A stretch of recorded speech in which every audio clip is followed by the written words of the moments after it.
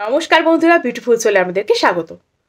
আপনি দিনের পর দিন তাকে ভালোবেসে কষ্ট পেয়ে যাচ্ছেন, দিনের পর দিন তার অবহেলা, অপমান, অনাদর সহ্য করছেন, দিনের পর দিন সে ইগনোর করে যাচ্ছে। প্রথম প্রথম সে ভালো একটা ব্যবহার আপনার সাথে বজায় রাখতো, যেরকম সব সম্পর্কেই থাকে।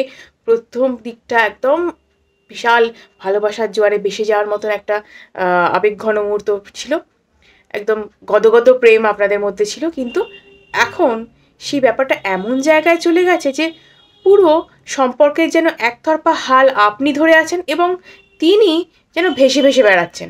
তিনি না তো আপনার কোনো কথার জবাব দেন ঠিক করে, না আপনাকে সময় মতন কল করেন, না SMS করেন, না হোয়াটসঅ্যাপ করেন, কিছুই করেন না। আপনি কল করলেও তিনি রিসিভ করার মতন তার ইচ্ছে থাকে না, রিসিভ করলেও ভালো করে কথা বলেন না, হোয়াটসঅ্যাপ চেক করেন, সিন করেন, কিন্তু একদমই তিনি রিপ্লাই করেন না। এরকম নানান রকমের নানা কিছু করে চলেছে।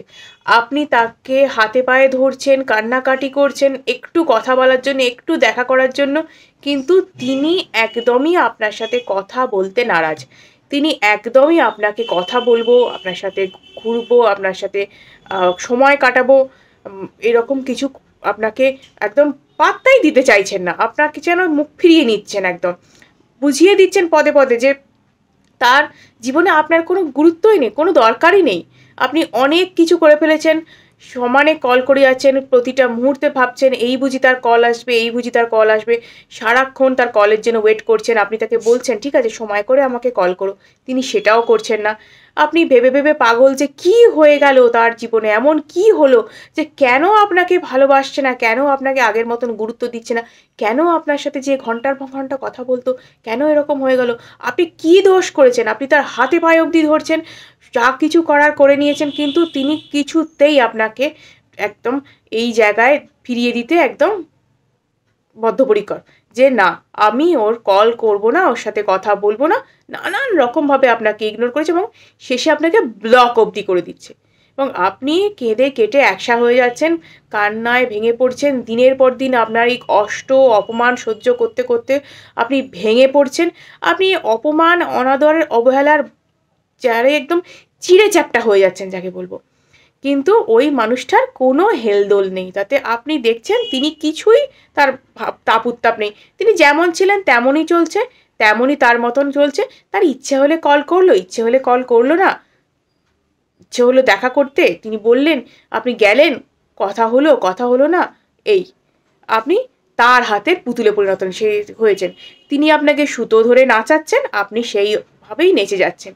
তা সে যতক্ষণ চাইছে ততক্ষণই আপনি নাচছেন, তারপরে বন্ধ করে দিলে বন্ধ হয়ে যাচ্ছে। মানে এই রকম সিচুয়েশন আপনার হয়েছে। মানে পুরোটাই তিনি মানে আপনাকে কবজা করে ফেলেছেন, আপনি পুরো তার হাতে কবজায় চলে গেছেন।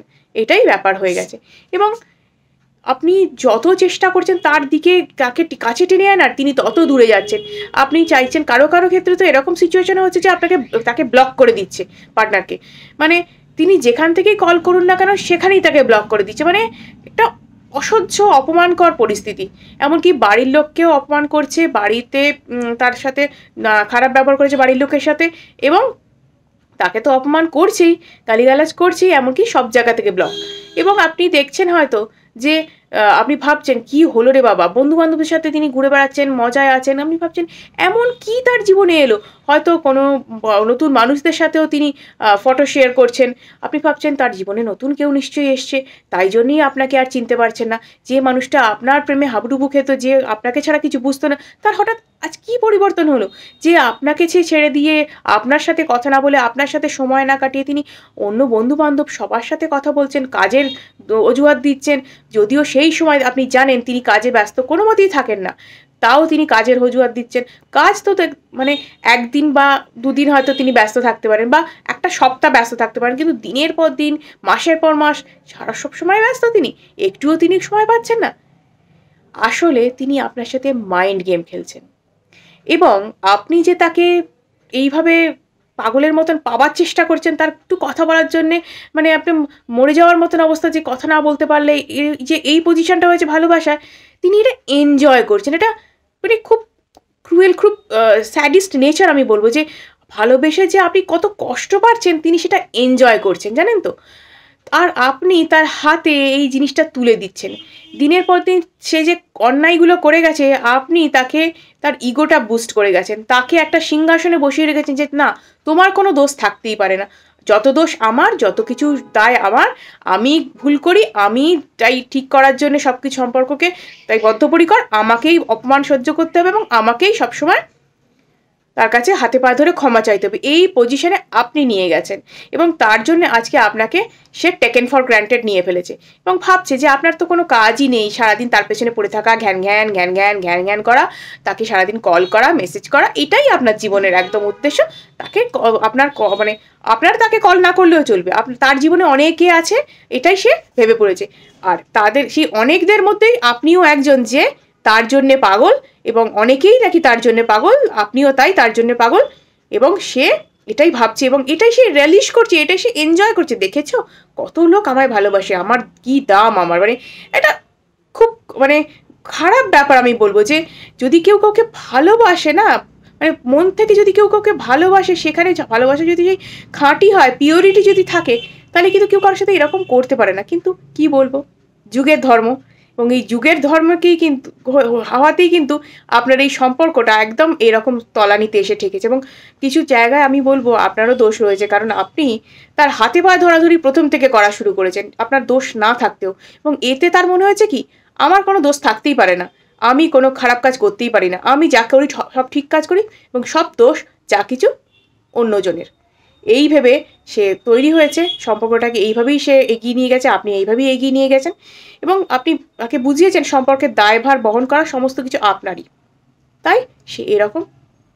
এবার আপনি তো চেস করে যাচ্ছেন এবং সে দেখছে যে আপনি চেস করছেন, কতটা চেস করতে পারেন, কতটা কষ্ট সে দিতে পারে আপনাকে, আর আপনি বুক পেতে সেই সেই কষ্ট নিয়ে চলেছেন যে হ্যাঁ, তুমি যা কষ্ট দাও আমি সেটা সহ্য করতে পারবো, তুমি যাই দেবে আমি সহ্য করতে পারবো। কিন্তু কতটা সহ্য করবেন আপনি, কতদিন সহ্য করবেন? এটা কি একটা মানে মানসিক নির্যাতন নয়? এটা কি একটা মানসিক নির্যাতন নয়? আপনাকে যে ভালোবাসেন যাকে, তা সে এত কষ্ট দিয়ে চলেছে, আপনি সেটা সহ্য করে যাচ্ছেন। এবার বন্ধ করুন, তাকে এইভাবে কল করা, মেসেজ করা বন্ধ করুন, হাতে পায়ে ধরাধরি বন্ধ করুন, নিজের মানে সোশ্যাল মিডিয়াতে স্যাড স্টোরি দেওয়া, স্যাড পোস্ট করা বন্ধ করুন। যে আপনার সাথে রিলেশনে থাকতে আপনার সাথে ভালো ব্যবহার করেন, সেই পোস্টগুলো দেখে কি আপনার প্রতি গলে গিয়ে আপনার সাথে ভালো ব্যবহার করবে? তার কি মানে ভালো মানসিকতার উদয় হবে? হবে না তো।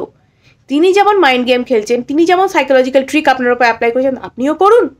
এটা তো আমার কথা নয়, এটা তো সাইকোলজিস্টদের কথা যে হ্যাঁ, মানুষ সাইকোলজির এই গেমগুলো খেলে মানুষকে এইভাবে আটকে রাখার জন্য, বশে রাখার জন্য। তাই আপনি কেন তার বশে থাকবেন? আপনি কল মেসেজ করা বন্ধ করুন ইমিডিয়েটলি, তার পায়ে ধরা বন্ধ করুন। সে যখন দেখবে আপনি তার পায়ে পড়া বন্ধ করেছেন, কিছুদিন পরে যখন দেখবে 15 বাদে যে আপনি তার নিজের সোশ্যাল মিডিয়াতে আপনি ভালো বন্ধু-বান্ধবদের সাথে ভালো ভালো ছবি শেয়ার করছেন, আনন্দে আছেন, মজা আছেন, এরকম ছবি দিচ্ছেন স্যাড স্টোরির বদলে, সে নিজেই ভাববে এই বাবা কি হলো, আমার হাতে পায়ে ধরতো, সারাক্ষণ আমার পেছনে ঘ্যান ঘ্যান করতো, সারাক্ষণ কাঁদতো, স্যাড পোস্ট করতো, হঠাৎ এর জীবনে কি হলো, নতুন মানুষ এসছে, তাহলে আমায় ভুলে গেল। মানে সে একটা ইন্টারেস্ট বোধ করবে, একটা কোনো রকম তার মনে হবে যে হ্যাঁ, আপনি তো আর চেস করছেন না, তার সেই মজাটা তো আর আসছে না, তার যে আমার পেছনে ছুটছে, দেখেছো আমার পেছনে ছুটছে, এই মজাটা তো সে পাচ্ছে না। এবার সে ঘুরে দাঁড়াবে, এবার তার আপনার কথা মনে পড়বে। আপনি ভাবছেন যে আপনি যদি তার সাথে যোগাযোগ না করেন, তিনি আর কোনোদিনই যোগাযোগ করবেন না, সম্পর্কটাই তো শেষ হয়ে গেল। আদৌ কি সম্পর্কে কিছু ছিল? এই কষ্ট পাওয়ার থেকে কি এইভাবে মাইন্ড গেম খেলে সম্পর্কটাকে তুলে আনাটা কি বুদ্ধিমানের কাজ নয়? একটু শুনে দেখুন না, একটু ভরসা করে দেখুন না, একটু একটু বুদ্ধি খাটিয়ে দেখুন যে আপনাকে সব কিছুর দিক থেকে আপনাকে এইভাবে বঞ্চিত করে, আপনাকে এইভাবে কষ্ট দিয়ে চলেছে, সে কিভাবে আপনার কাছে ছটপট করতে করতে ছুটে আসে সেটাও দেখুন। এইভাবে একটু চলে দেখুন, বন্ধু বান্ধবদের সাথে সময় কাটান, সেগুলো পোস্টগুলো করুন, ভালো থাকুন, ভালো ভালো ছবি দিন, ভালো জায়গায় যান, নিজের মতন খাওয়া দাওয়া করুন, নিজেকে সুন্দর করে সাজিয়ে গুজিয়ে রাখুন। দেখুন তার ইন্টারেস্ট দেখতে হতে বাধ্য, সে নিশ্চয়ই আপনার স্টোরিগুলো দেখবে, সেও জানে আপনি কি দেখেন না দেখেন।